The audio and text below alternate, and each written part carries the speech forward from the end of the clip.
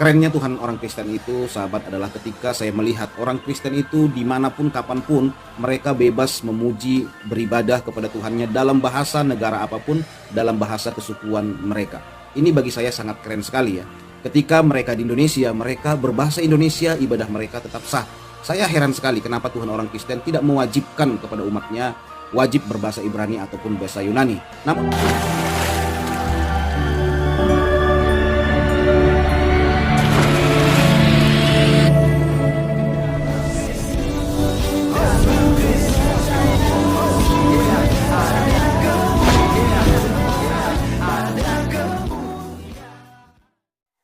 Salam teman-teman sekalian, berjumpa kembali dengan saya Arif Gule di channel TV Laskan Kristus ini. Saya percaya bahwa kalian semua dalam keadaan sehat teman-teman sekalian dan diberkati oleh Tuhan ya.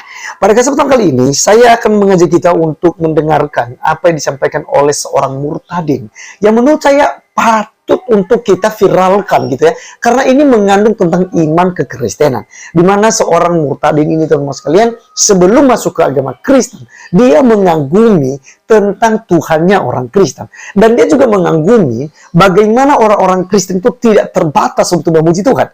Mereka bisa memuji Tuhan dalam bahasa apapun. Tidak dipaksakan harus bahasa ini, harus bahasa Ibrani, harus bahasa Yunani. Tetapi Tuhan memberikan kebebasan kepada mereka. Mereka berbicara dalam bahasa Indonesia, yes, boleh. Tidak ada masalah, no problem kepada Tuhan. Karena Tuhan mengerti segala bahasa, tidak tertutup kepada satu bahasa saja. Maka teman-teman sekalian, tentu saja semua bahasa dapat dimengerti oleh Tuhan kita. Itu hebatnya orang Kristen. Dan murtadin ini teman-teman sekalian, ya ini juga saya sudah kenal sebenarnya Pak Jamal ini luar biasa teman-teman sekalian, di mana dia mengalami perjumpaan dengan Tuhan dan akhirnya menjadi pengikut Kristus. Dan luar biasanya sekarang menjadi seorang apologet di media sosial khususnya YouTube ya.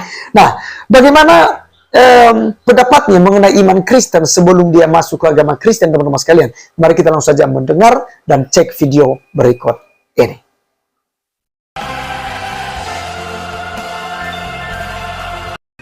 kerennya Tuhan orang Kristen itu, sahabat, adalah ketika saya melihat orang Kristen itu dimanapun kapanpun mereka bebas memuji, beribadah kepada Tuhannya dalam bahasa negara apapun, dalam bahasa kesukuan mereka. Ini bagi saya sangat keren sekali ya. Ketika mereka di Indonesia, mereka berbahasa Indonesia, ibadah mereka tetap sah.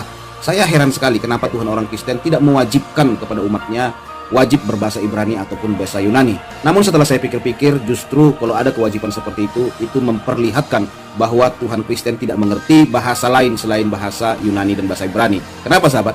Karena dia mewajibkan kita harus bahasa Yunani dan bahasa Ibrani. Berarti itu membuktikan bahwa dia tidak mengerti bahasa Indonesia dong. Kan gitu sebenarnya ya. Namun bagi saya sebuah hal yang keren sekali.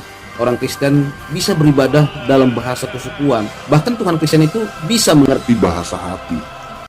Oke, teman-teman sekalian, itulah yang disampaikan oleh murtadin. Dan ini sangat luar biasa sekali. Dan apa yang disampaikannya itu adalah hal yang sangat-sangat betul ya. Karena Tuhan orang Kristen, Tuhan segala bangsa. Dan Tuhan orang Kristen adalah Tuhan yang dapat mengerti bahasa manusia. Bahasa Indonesia, bahasa Inggris, bahasa Spanyol, bahasa Arab, ya, bahasa suku-suku yang ada. Bahkan di Indonesia saja ada berapa bahasa. Dan Tuhan tahu semuanya itu. Karena Tuhan di atas segala bahasa. Ya. Tuhan itu punya kekuasaan yang besar dan kita tidak bisa membatasi dia. Hanya kita menyembahnya dalam bahasa tertentu, ya. Seperti yang disampaikan oleh saudara-saudari kita di agama Islam.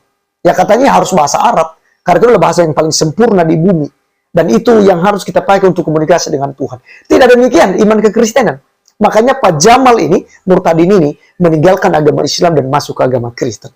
Karena agama Kristen adalah agama yang tidak mementingkan hal-hal lahiriah, gitu ya. Tetapi kerohanian, hati kita, kepribadian kita, akhlaknya kita, dan pengetahuan kita, pengenalan kita akan Tuhan. Itu yang paling utama di dalam kekristenan.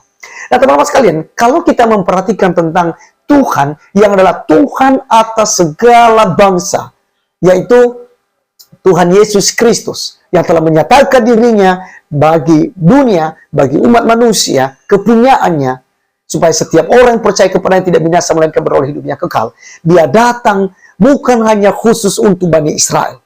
Dia bukan khusus untuk menyelamatkan Bani Israel seperti yang di-framing oleh Ustadz Munjir. Yesus memang juru selamat. Tetapi dia hanya juru selamat bagi Bani Israel. Nah, kalau kamu orang Indonesia, kamu orang Nias, kamu orang Batak, kamu orang Manado, kamu tidak diselamatkan oleh Yesus. Karena Yesus dikhususkan untuk Bani Israel. Ini keliru. Justru keselamatan yang dikerjakan oleh Tuhan Yesus Kristus di atas kayu salib itu untuk umum bagi yang mau percaya. Dari mana dalilnya teman-teman sekalian bahwa ini diberikan kepada seluruh bangsa? Yaitu yang pertama, Tuhan memerintahkan para muridnya supaya pergilah, jadikanlah semua bangsa muridku. Baptislah mereka dalam nama Bapa, Anak, dan Roh Kudus. Ajarlah mereka melakukan segala sesuatu yang telah kuperintahkan kepadamu. Dan ketahuilah, aku menyertai engkau sampai kepada akhir zaman. Ini adalah ayat yang mengharuskan dan yang membenarkan, yang tidak terbantahkan bahwa Tuhan mau menyelamatkan semua orang yang ada di muka bumi ini. Pergi ke segala bangsa, pergi ke penjuru dunia untuk memberitakan Injil. Bahkan di dalam Markus 16 ayat 15 sampai 16, ya, sama seperti Bapa mengutus aku dan sama seperti itu juga aku mengutus engkau. Pergilah, ya, beritakanlah Injil kepada segala makhluk. Yang percaya akan dibaptis, yang tidak percaya akan dihukum. Ada juga di Lukas pasal 24 ayat 47. Kemudian ada juga di Yohanes pasal 21 ayat 20. Kemudian ada di Kisah Para Rasul 1 ayatnya yang ke-8. Ya, inilah ayat-ayat itu. Dan bahkan banyak ayat lain yang menjelaskan bahwa Tuhan Yesus Kristus yang pernah ada di muka bumi ini untuk mengerjakan keselamatan bagi umatnya, itu bisa diberikan kepada segala bangsa. Bukan terkhusus kepada bangsa Israel. Nah, kalau Anda berdoa dengan bahasa daerahmu, karena kamu tidak mengerti bahasa Yunani, bahasa Ibrani, tapi kamu sudah percaya pada Yesus Kristus, yang adalah Tuhan dan Juru Selamat pribadi, yang mati di atas kayu salib, dikuburkan, dan bangkit pada hari yang ketiga. Walaupun kamu berdoa dalam bahasa apapun, Tuhan akan mengerti bahasamu. Maka jangan segan-segan kamu berbahasa Nias, berbahasa Batak, berbahasa Manado, berbahasa Jawa, untuk meminta sesuatu kepada Bapa di surga, di dalam nama Tuhan Yesus Kristus pastinya. Maka kamu akan didengarkan oleh Tuhan, dan akan memberikan kepadamu apa yang engkau minta.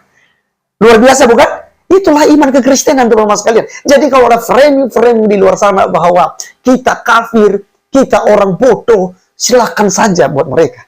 Mari kita elus dada saja. Tuhan ampunilah mereka, sebab mereka tidak tahu apa yang mereka perbuat. Nah, teman-teman sekalian, puji Tuhan, biarlah semakin hari, semakin banyak yang akan dibaptis. Semakin banyak orang yang akan percaya kepada Tuhan Yesus Kristus. Maka harus kita memberitakan Injil. Kita harus menceritakan tentang kabar gembira, supaya nama Tuhan dipuji, dimuliakan. Dan semua orang yang telah dipilih, ditentukan dari semula, seketika dengarkan Injil, terbuka hatinya, dan percaya, dan akan diselamatkan oleh Tuhan Yesus Kristus ketika dia datang nanti kedua kali. Puji Tuhan, teman-teman sekalian, saya Arif Gula undur diri. Kiranya kita bisa bertemu di video berikutnya. Tuhan Yesus memberkati kita. Salam.